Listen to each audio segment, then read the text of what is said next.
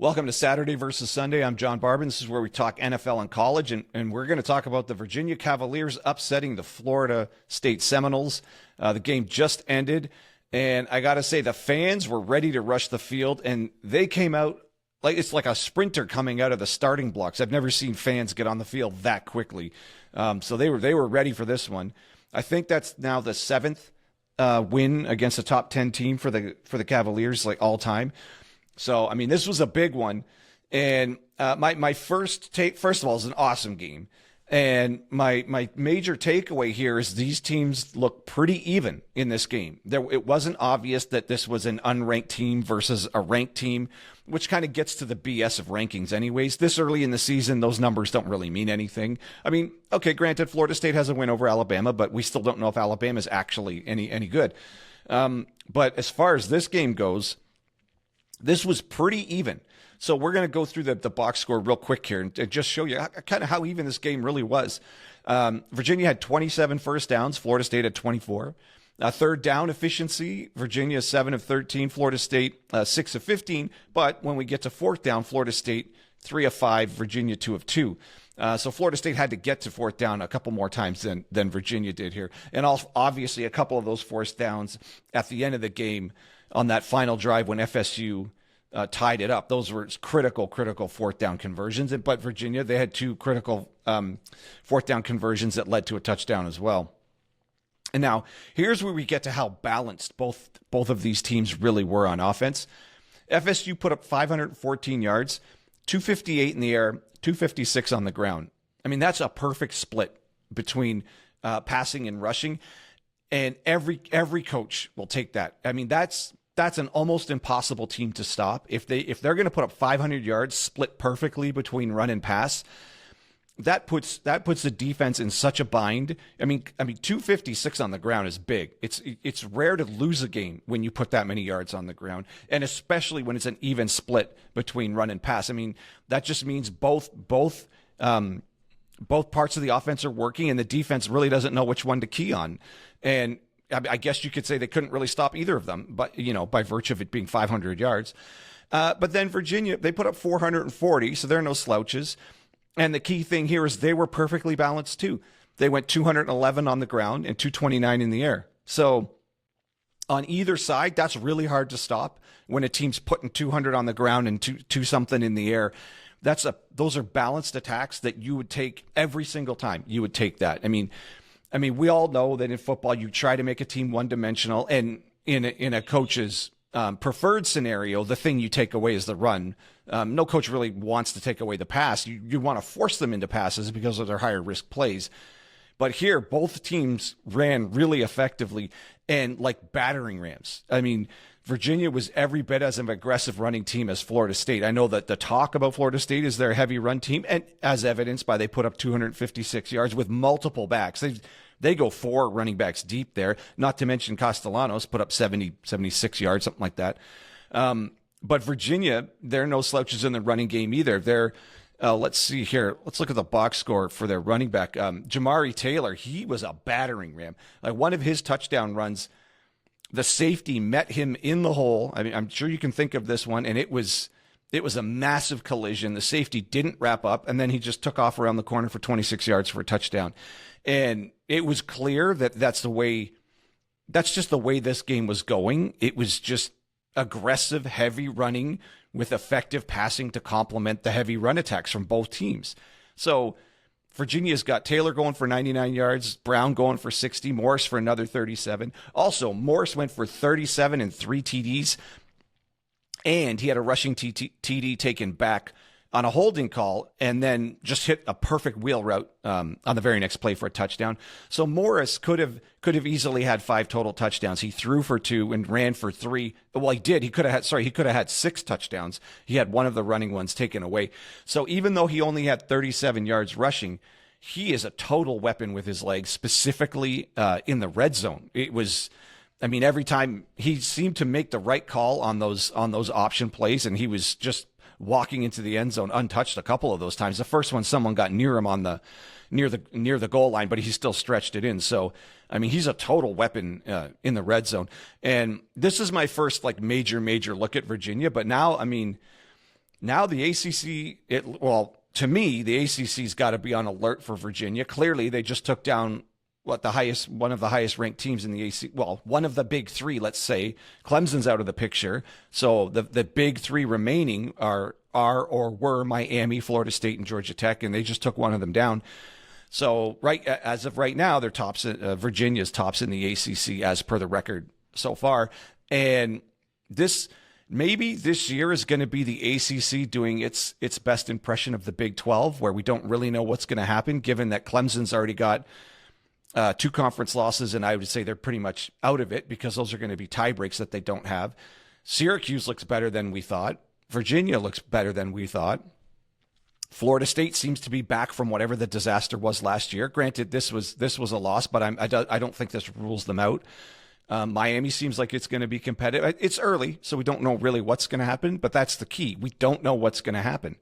If this is what Virginia is going to look like, I could see them being there at the end of the year. I mean, why not? They just went toe-to-toe with what I'm sure most people think is one of the best teams in the ACC. And it was even, and you could say they beat them at their own game. Now, this game could have easily gone either way. It was back and forth. Okay, so they traded turnovers in the first half. So in the first quarter, FSU had 2 turnovers. Virginia capitalized on both of them, went up 14-0. And then in the second quarter, Virginia paid the favor right back, and 2 turnovers on successive drives. And Florida State eventually scored 2 touchdowns, I guess you could more or less say, off of turnovers. So this was just back and forth. They seemed to clean all that up in the second half. And that's when the UVA running game, I guess it was happening all game, but they were putting together long drives, heavy run game, and just like a sledgehammer style run game, and with just effective passing off the run game. And specifically, they did a 12-yard touchdown drive. 12 plays, 74 yards, 6 minutes. This is in the third quarter for UVA. 11 runs out of 12 plays, 1 pass, and the pass was in Morris hurt his thumb. And that's basically lining up, telling FSU, can you stop our run? And they couldn't. Now, on the flip side, FSU was a heavy run attack too, which UVA had a hard time stopping. But overall, this was just a gritty power running performance, complemented by really good quarterback play on both sides. Now, granted, they both turned the ball over. They threw the ball away a couple of times, but that almost evened out. I mean, neither team wanted to do that. And obviously, if either team could have had better ball security, they might have been able to put this game away. But both teams gifted the other team kind of the exact same amount of turnovers that turned into the exact same amount of points. So we basically have an even game between even teams. And at the end, it went to overtime. I mean, how even of a game could you possibly get? This was like the stats all show that the same amount of turnovers, split offense between run and pass. This just looked like a heavyweight fight to me. This just looked like two of the really good teams in college football. And it was just a heavyweight fight, trading massive shots like all game long.